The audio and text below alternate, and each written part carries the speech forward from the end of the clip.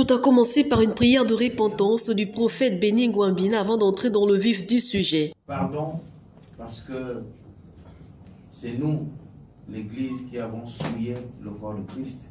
Devant les hommes et femmes des médias, l'homme de Dieu, premier leader ecclésiastique, a se prononcé ouvertement sur cette affaire qui défraie la chronique depuis quelques semaines, entendant par là l'affaire du bébé miracle qu'aurait inoculé le prophète Emmanuel Dzoma dans le ventre d'une femme stérile, s'est offusqué de cet acte posé par un de ses pairs. Au moment où la communauté dite des églises charismatiques, pentecôtistes, évangéliques et de réveil traverse une série de scandales qui ternissent son image.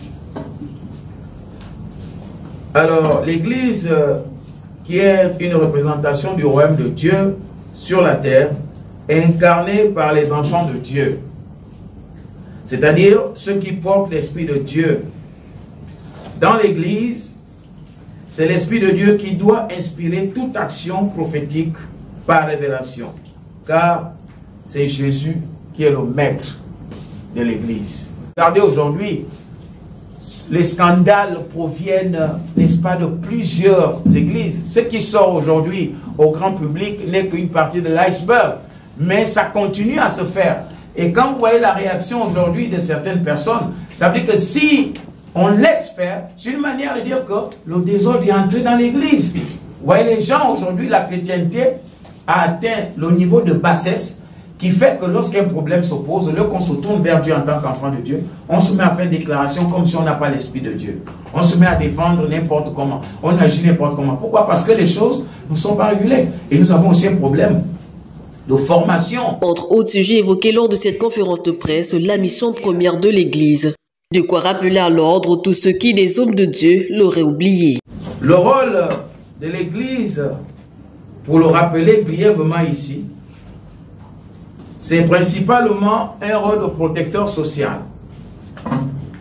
À ce titre, l'Église est un garant de la morale et des consciences, d'où son obligation devant Dieu et devant les hommes de tenir l'exemplarité dans la société. L'Église peut aussi, en son sein, jouer un rôle judiciaire en exerçant la justice ecclésiastique et la justice seigneuriale.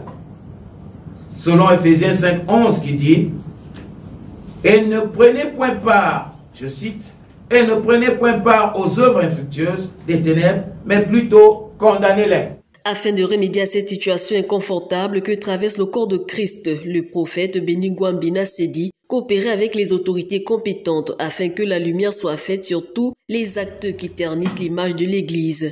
Il a également suggéré au ministre en charge des cultes de veiller sans complaisance sur la régularité et la légalité d'existence des lieux de culte au Gabon.